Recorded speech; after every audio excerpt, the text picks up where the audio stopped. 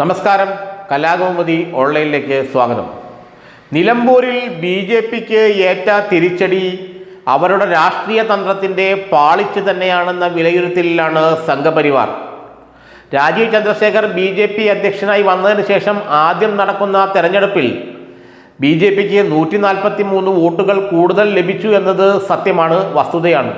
കഴിഞ്ഞ തെരഞ്ഞെടുപ്പിനേക്കാൾ 150ഓളം വോട്ടുകൾ ആണ് ഇത്തവണ ബി.ജെ.പിക്ക് നിലമ്പൂരിൽ ലഭിച്ചത്. എന്നാൽ ക്രൈസ്തവ സ്ഥാനാർത്ഥിയെ അവതരിപ്പിച്ചത് പാർട്ടിക്ക് ഒട്ടും ഗുണം ചെയ്തില്ലെന്ന വിലയിരുത്തലിലാണ് ബി.ജെ.പി നേതൃത്വം.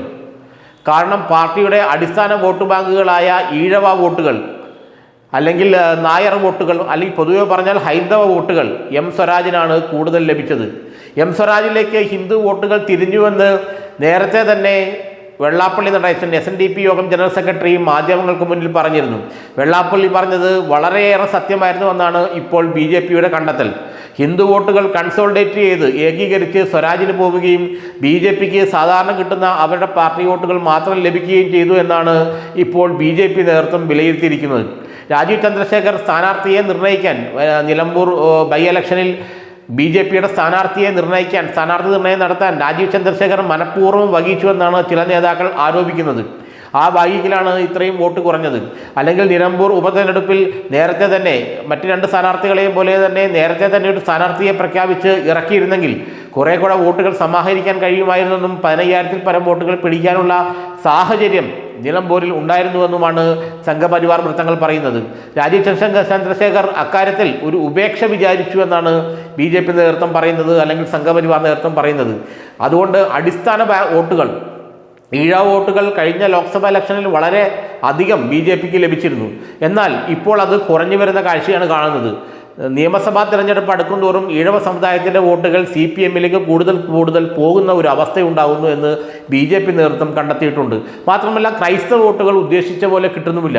ഇപ്പോഴുള്ള സ്ഥാനാർത്ഥി മോഹൻ ജോർജിനും ക്രൈസ്തവ വോട്ടുകൾ കാര്യമായി കിട്ടിയില്ല. ക്രൈസ്തവ വോട്ടുകൾ കൂടുതലും കിട്ടിയത് ആര്യാടൻ ഷൗക്കത്തിനാണ്. അതുകൊണ്ട് തന്നെ ക്രൈസ്തവ വോട്ടുകൾ വാങ്ങിക്കാൻ, അല്ലെങ്കിൽ ക്രൈസ്തവ വോട്ടുകൾ നേടാൻ വേണ്ടി ഒരു ക്രൈസ്തവ സ്ഥാനാർത്ഥിയെ വേഷം കെട്ടിച്ച് രംഗത്തിറക്കിയതല്ലാതെ അതുകൊണ്ട് കാര്യമായി ഒരു പ്രയോജനവും നിലമ്പൂരിൽ ഉണ്ടായില്ല എന്നാണ് ഇപ്പോൾ ബി.ജെ.പി നേതൃത്വവും സംഘപരിവാർ നേതൃത്വവും പറയുന്നത്. അത് രാജീവ് ചന്ദ്രശേഖറിനെതിരെയുള്ള ഒരു ആക്രമണങ്ങളുടെ മുനയായി അവർ ഒരുക്കുന്നുണ്ടെങ്കിലും ഏതായാലും 150 വോട്ട് കൂടുതൽ കിട്ടിയല്ലോ, അതുകൊണ്ട് തൽക്കാലം ഭരിക്കില്ലാതെ നിൽക്കാമെന്നുള്ള ചിന്തയിലാണ് രാജീവ് ചന്ദ്രശേഖരും കൂട്ടരും. രാജീവ് ചന്ദ്രശേഖർ സംസ്ഥാന പ്രസിഡന്റായി സ്ഥാനം ഏറ്റെടുത്തതിനെ തുടർന്നുണ്ടായ ആദ്യ തെരഞ്ഞെടുപ്പ് അതൊരു ഉപതെരഞ്ഞെടുപ്പായി പോയി എന്നുള്ളൊരു വിഷയം, അല്ലെങ്കിൽ ഒരു വിഷമം ബി.ജെ.പി നേതൃത്വത്തിലുണ്ട്. അതുകൊണ്ട് തന്നെ വരുന്ന തദ്ദേശ സ്വയംഭരണ സ്ഥാപന തെരഞ്ഞെടുപ്പിൽ ബി.ജെ.പി ഉദ്ദേശിക്കുന്ന പോലെ മുനിസിപ്പാലിറ്റികളിലും കോർപ്പറേഷനുകളിലും പഞ്ചായത്തുകളിലെല്ലാം അവരുടെ പ്രാതിനിധ്യം 3 ഇരട്ടിയായി വർദ്ധിപ്പിക്കുക എന്നുള്ള നീക്കം ഇപ്പോൾ അല്പം മങ്ങലിലാണ്. കാരണം നിലമ്പൂരിൽ നല്ലൊരു സ്ഥാനാർത്ഥിയെ പരീക്ഷിക്കാൻ കഴിയാത്ത ബി.ജെ.പി സംസ്ഥാന നേതൃത്വം ഇനി എങ്ങനെയാണ് തദ്ദേശ സ്വയംഭരണ സ്ഥാപനങ്ങളിൽ നേട്ടമുണ്ടാക്കാൻ പോവുക എന്നതാണ് ഇപ്പോൾ ബി.ജെ.പി ആലോചിക്കുന്നത്. ഹൈന്ദവ വോട്ട് ബാങ്കിനെ വിട്ട് ഒരു കളിയും കളിക്കരുതെന്ന് നേരത്തെ തന്നെ RSS ബി.ജെ.പി നേതൃത്വത്തിന് മുന്നറിയിപ്പ് നൽകിയിരുന്നു.